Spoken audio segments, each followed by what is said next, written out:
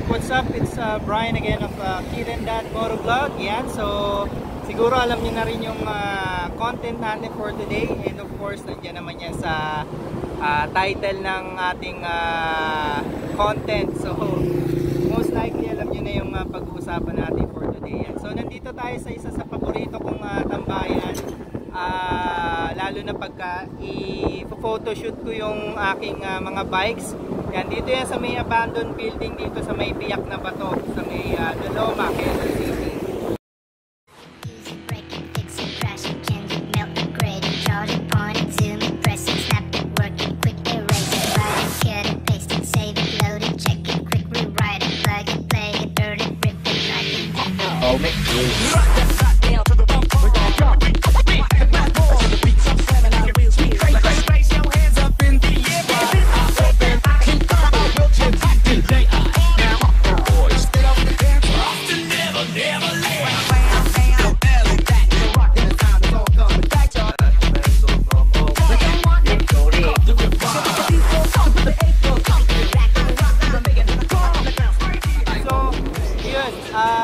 Ang pag-uusapan natin for today ay mga things na gustong-gusto ko dito sa Triumph Street Triple 765 RS. Yan. So again, this is a 2020 model.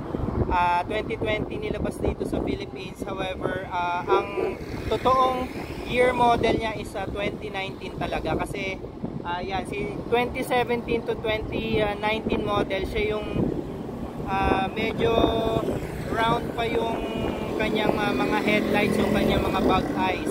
Yung 2020 model talaga is yung medyo masungit na, yung parang Angry Birds yung kanyang mga bug eyes. Yan. So yun yung kanilang major differentiating factor. Yan. So ano nga pa yung mga things na gustong-gusto natin dito sa Street Triple 765 RS? Pag-uusapan natin yung mga things, mga physical things, yung mga aesthetics niya muna, and then later on gagawa na lang tayo ng separate video para doon sa mga features and mga specs naman na gusto natin sa kanya. So first thing, if you can see naman yung kanyang looks, no? However, this is very subjective. Ang looks very subjective yan, and actually to be honest, nung first days, first week na kaka-acquire lang natin itong 765 RS is medyo hesitant ako na magustuhan yung kanyang looks kasi parang well, to be honest, hindi siya ganun kagandahan para sa akin nung first few days and week na nasa atin yung bike. However, days pass by, parang I'm kinda growing into the looks na nitong Street Triple 765 RS. Sobrang gugustuhan ko na rin siya, and as a matter of fact, parang medyo nagiging attached na ako sa kanya. Nagkakaroon na ako ng parang hesitation na palit pa siya or palitan pa siya kasi parang nagugustuhan nga natin yung Kawasaki ZX-6R, yung 40th anniversary edition na ilalabas pa lang. So parang napupusuan ko yung bike na yun, and medyo nakakapag-isip-isip tayo na parang why not ibenta na lang natin itong si Street Triple 765 RS and purchase nung 40th anniversary ng ZX-6R. However, tinitingnan ko siya kasi actually yun yung number one reason bakit nagustuhan ko itong Street Triple 765 RS, yung kanyang build quality. Ayan, so kung makikita nyo siya ng malapitan, no?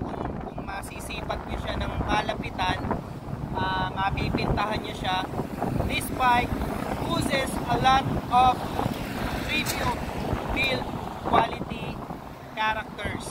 Ayan, so si Triumph ay kilalang kilala po bilang isang brand na pag gumawa ng bike ay talaga namang solid na solid at napaka-premium. Ayan. Pag tinabi mo siya sa ano no, sa mga ibang bikes like yung kunyari yung previous bike natin na 899 Panigale, the build quality actually even surpasses that of the 899 Panigale, or maybe tie sila, no? Pag dinikit naman siya sa likes of siguro yung isip tayo ng bike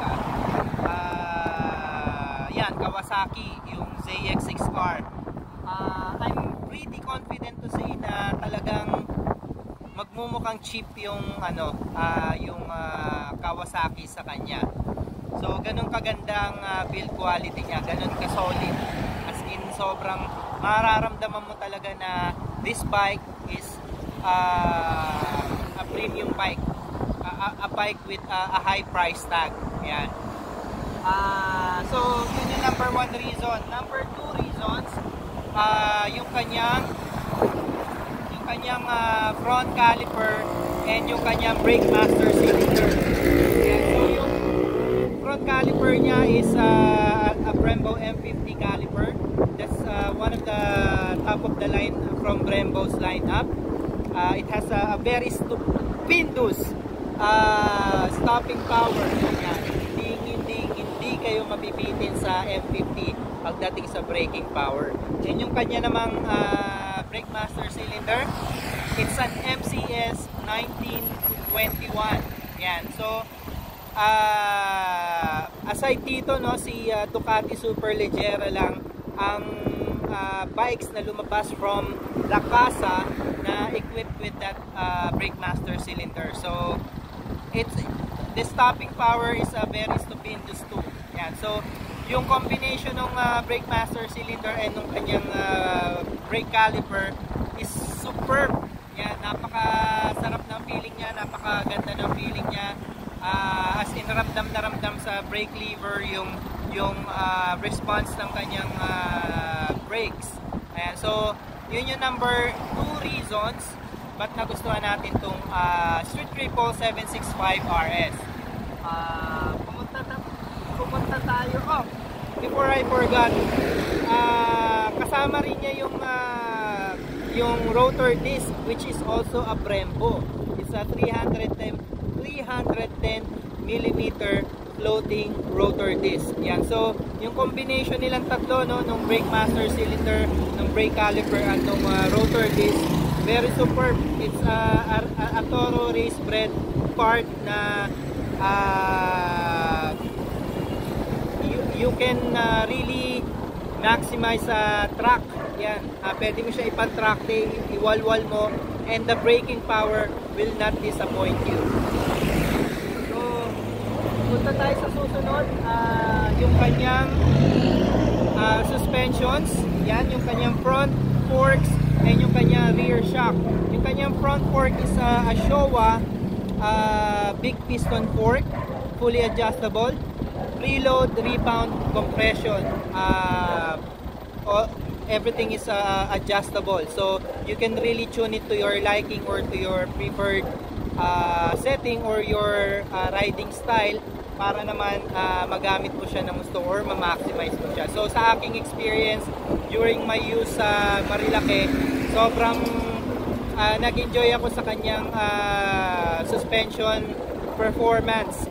Hindi ako na bitin sa kanya, hindi ako natakot sa kanya. It has a lot of confidence in it. Yan. Kasama na rin of course yung kanyang rear shock, which is an Öhlitz STX 40. Yan. So those kinds of rear shock only comes with bikes na mga top of the line, mga race bike, mga track bikes. So napakaganda rin ng performance ng kanyang rear shock, and fully adjustable din yung kanyang STX 40, of course, preload, compression, and yung kanyang rebound. Yan. So pareho mong ma-tune yung front and back suspension para mabigay niya yung gusto mong klase ng riding style. Ayan. And ano pa ba? Yung kanyang, of course, yung kanyang engine is a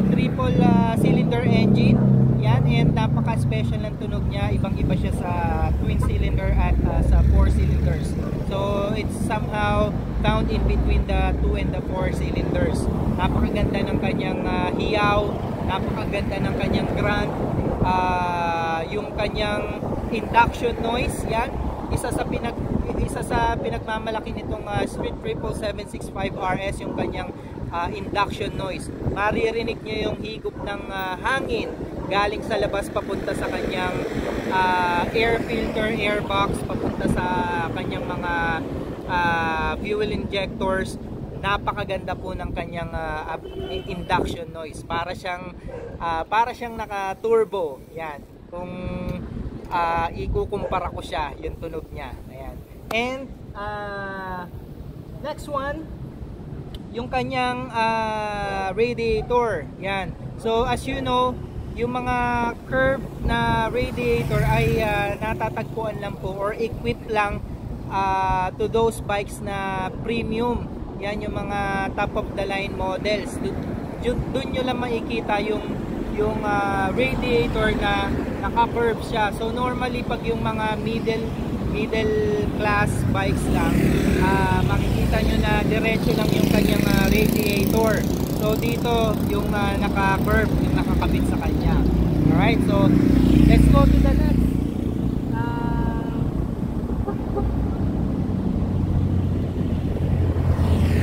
Yung kanyang display panel. Yan, so papakita rin natin yan dyan sa screen. Yan, napakaganda ng kanyang display panel. Yung kanyang display panel actually is one of the things na pinagyayabang nitong Triumph and nitong Street Triple 765 RS.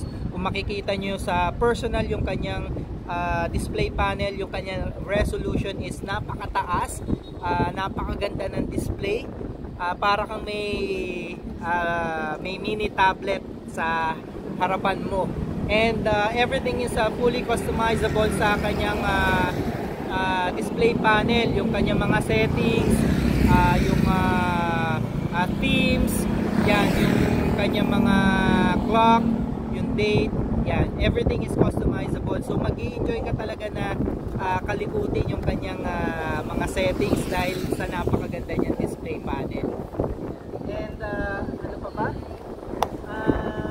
Yung kanyang brake lines. Yan. So since this is a track-oriented bike, a race-bred bike, yung kanyang mga brake lines ay ano na rin po, yung stainless steel braided brake lines. Yan. So what does it equate to? Yung kanyang mga setup, yung kanyang mga stainless steel braided brake lines will equate to a very very sporty feel, a very very tight feeling pagdating sa kanyang braking. Yan, hindi siya kamukha ng mga rubber hoses na pagka in times of very aggressive braking, medyo namamaga yung mga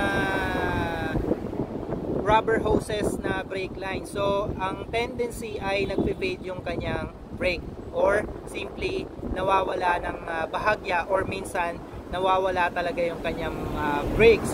So with this one, sobrang solid ng kanyang feel, sobrang solid ng performance ng kanyang braking dahil na rin doon sa stainless steel braided brake lines. So hindi kayo magkakaroon ng braking fading issue with the brakes because of also because of the stainless steel braided brake lines. Yan. And harap and likod na po yun, yung kanyang stainless steel braided brake lines. So front and back na. So everything is really very very good in terms of braking power or braking performance. And ano pa ba?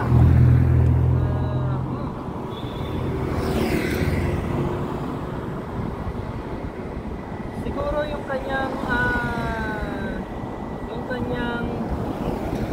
yung exhaust na nakakabit dito. However, this is already an aftermarket exhaust. However, kahit yung stock na nakakabit sa kanya out of the box, sobrang ganda, and sobrang ganda ng looks, and sobrang ganda na rin ng sound. So if like medyo tight yung budget nyo, or you simply don't want to spend too much, on your bike kasi medyo mahal na rin siya out of the box, everything stock. So kung ayaw nyo palitan yung kanyang exhaust, it's really okay kasi napakaganda ng stock exhaust niyan. Ilalagay na rin po natin yan sa screen kung ano yung itsura ng kanyang stock exhaust. Ayan. However, sabi ko nga, aftermarket na yung exhaust nito, it's already equipped with an SB Engineering Stubby SC1 performance exhaust. Napakaganda ng forma. It's a full carbon. Yan, papakita rin natin. It's a full carbon exhaust, and at the same time napaka-solid din ng kanyang sound ko. Yan, so yun din yung nagpapasaya sa akin tuwing ginagamit ko siya. Napakaganda talaga ng kanyang sound, and everyone talaga sa dadaanan mo ay mapapalingon talaga at mababali ang leeg sa ganda ng tunog nitong exhaust nito. And ano pa ba? Yung kanyang subframe, yung frame sa likuran, sa may upuan, napaka iconic din, napaka solid din. Makikita mo right away na pag dumating siya, isa siya sa makikita mo na magsasabi na a Triumph is approaching. Yan. So kitang-kita talaga na yung kanyang iconic subframe, makikita mo kagad na it's a Street Triple 765 na model. And yan, nauubusan na tayo. Bibilisan na lang natin. Yung kanyang seats, yan yung leathers and yung design ng kanyang seat. So kung makikita nyo, yan nasa screen, napaka-premium din ng kanyang seats, both pillion and the rider. Yan, ang ganda ng stitchings, ang ganda ng nung pagkaka-branding nung logo ng Triumph. Solid na solid talaga. As in, makikita mo talaga, sumisigaw talaga tong bike na to na I am a premium bike. Yan. So yun yung sinisigaw ni Street Triple 765 RS. I'm really not sure if ganyan din yung sa mga lower models like yung R and yung S. Pero I'm pretty much sure na if different man, very slight lang. Kasi again, si Triumph po is a very well-known brand pagdating sa pagiging premium ng kanilang mga products. Yung kulay ng kanyang engine, yan yung cover ng mga clutch and stators. Yan, napakaganda nung napili nilang kulay. It's para siyang gunmetal. So isa siya sa pinaka nagustuhan ko rin dito sa bike na to. And of course, yung kanyang color, yan, kung makikita nyo siya sa personal, it's not a simple white, para siyang crystal white or pearl white or metallic white. Ang dami niyang glitters. Yan, makikita nyo lang siya actually pagka sa personal, pag nilapitan nyo or in some angles. Yan, doon nyo lang makikita yung ganda ng kulay niya. So mas maganda makita nyo siya sa personal, so you could appreciate it more. Ayan. And siguro doon na magtatapos yung ating content for today. Nasabi ko na siguro lahat ng mga things na nagugustuhan ko sa kanya. Yung isa pa, yung kanyang DRL or Daylight Running Light. Yan, papakita natin para makita nyo rin kung ano yung sinasabi ko.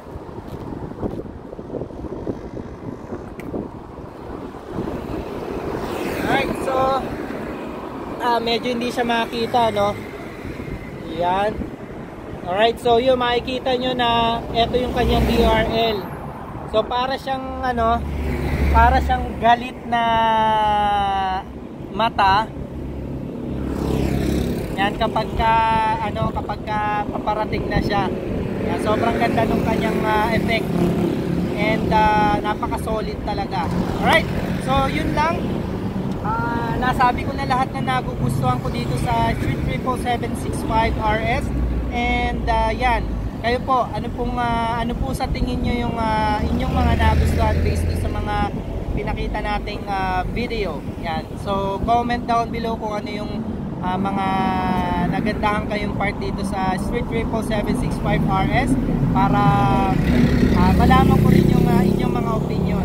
Alright, so dito na natin tatapusin yung ating content for today. So it's Brian again of Kid and Dad Motovlog. So salamat po sa lahat ng mga sumusuporta, salamat po sa lahat ng mga nanonood po ng ating mga content, and doon po sa mga hindi pa po nakasubscribe, if you do like our contents, please do hit the subscribe button and hit nyo na rin po yung bell notification icon, and of course i-share nyo na rin po sa mga friends nyo kung nagugustuhan nyo yung ating contents para magustuhan din po ng mga kaibigan nyo. Ayan. So from Laloma, Quezon City, dito sa Biak na Bato, sa abandoned building, again is Brian of Kid and Dad Motovlog. See you on the next video.